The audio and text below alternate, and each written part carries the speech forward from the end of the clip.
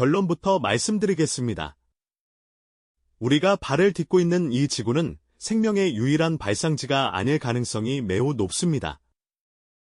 화성은 우리가 아는 것처럼 죽어있는 붉은 행성이 아닙니다. 나사가 공식 홈페이지를 통해 공개한 수만 장의 고해상도 사진 속에는 현대 과학이 단순한 착시라고 치부하기엔 너무나 정교하고 기괴한 생명체의 흔적들이 곳곳에서 포착되었습니다. 붉은 줄기와 녹색 봉오리를 가진 식물, 화석화된 곤충의 사체, 그리고 완벽한 대칭을 이루며 정렬된 척추뼈를 닮은 의문의 암석까지 발견되었습니다. 더욱 놀라운 사실은 우리 지구의 생명체 역시 이 광활한 우주 어딘가에서 날아온 우주 씨앗으로부터 시작되었을 가능성이 매우 높다는 점입니다. 인류의 유전적 복잡성을 수학적으로 계산했을 때 나타나는 97억 년이라는 기원은 지구의 나이인 45억 년을 2배 이상 앞지르고 있습니다. 이것은 무엇을 의미할까요? 어쩌면 우리는 외계에서 온 방문자의 후손일지도 모릅니다. 오늘은 나사가 공식적으로는 그저 특이한 바위라고 부르지만 누군가에겐 생존의 명백한 증거인 화성의 미스터리들과 인류의 기원을 뿌리째 뒤흔드는 판스페르미아 가설의 실체를 단독 리포트합니다. 가장 먼저 우리를 당혹게 하는 것은 화성에서 발견된 식물 형상의 물체들입니다. 2023년 4월, 미국의 유명한 우주현상 분석가 스콧 와링은 화성 탐사 로버 퍼서비어런스가 전송한 사진 한 장을 공개하며 전 세계를 발칵 뒤집어 놓았습니다. 척박하고 건조한 붉은 황무지 한가운데에 선명하게 솟아오른 붉은 줄기와 녹색 봉우리. 그것은 누가 봐도 지구의 다육식물이나 이끼 종류와 매우 닮아 있었습니다.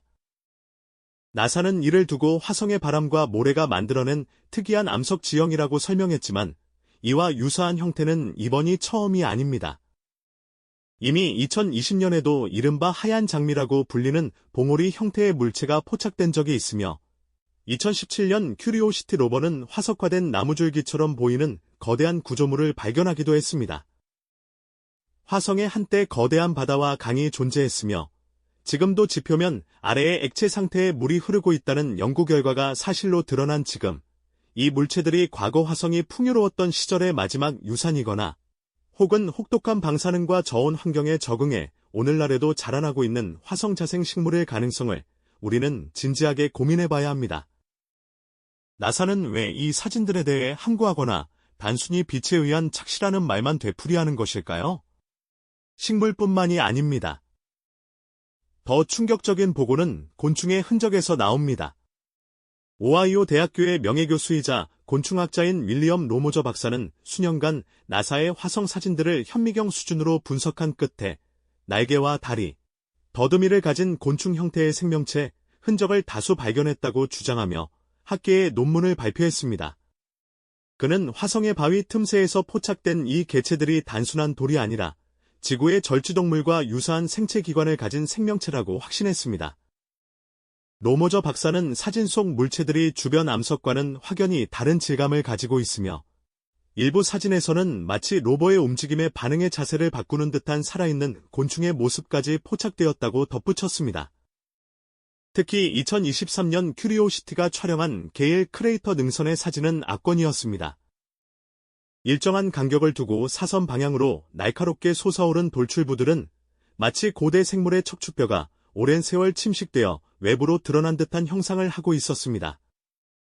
나사 팀장 아비게일 프리맨은 이를 산호초와 유사한 광물 퇴적물일 뿐이라고 설명했지만 독립적인 학자들은 일반적인 퇴적 현상으로는 절대로 이토록 정교한 대칭 구조를 만들 수 없다며 거세게 반박했습니다.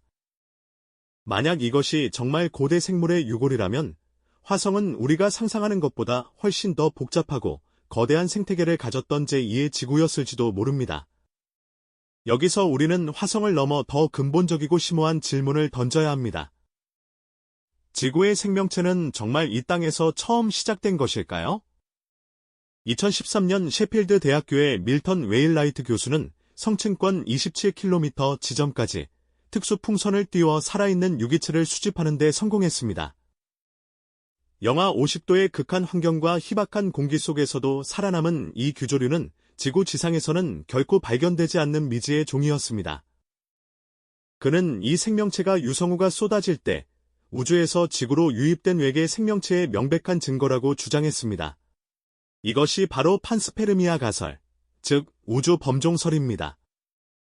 우주의 머나먼 곳에서 발생한 박테리아나 유기체가 얼어붙은 운석이나 해성에 실려 우주 공간을 떠돌다 지구에 도착했고, 그것이 오늘날 우리가 보는 모든 생명의 씨앗이 되었다는 이론입니다.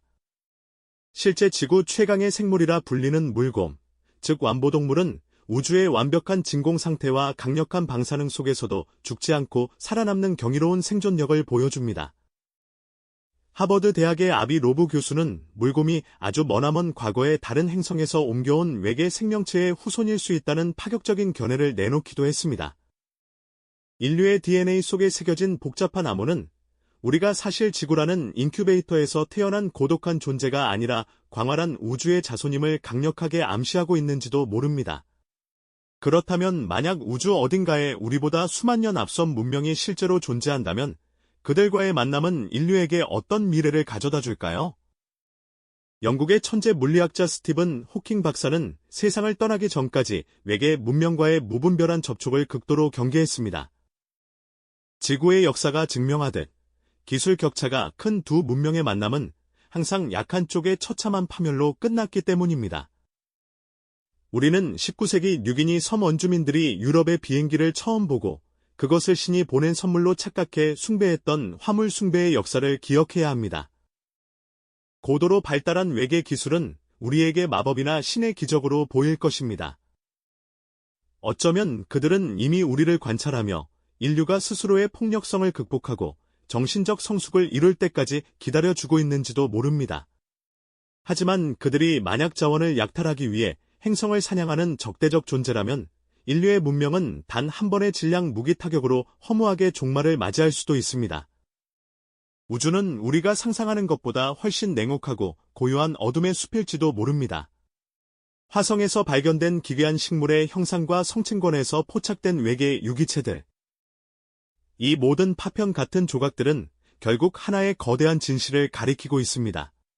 우주는 생명으로 가득 차 있으며 인류는 그 장대한 생태계의 아주 작은 일부에 불과하다는 사실입니다.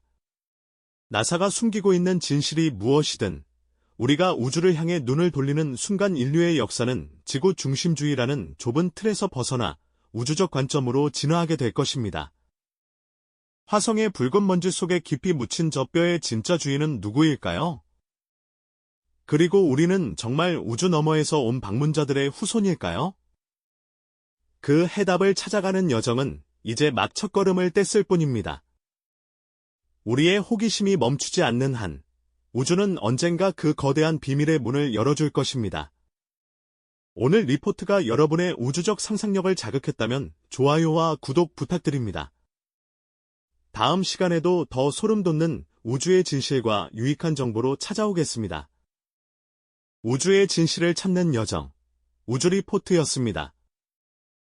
감사합니다.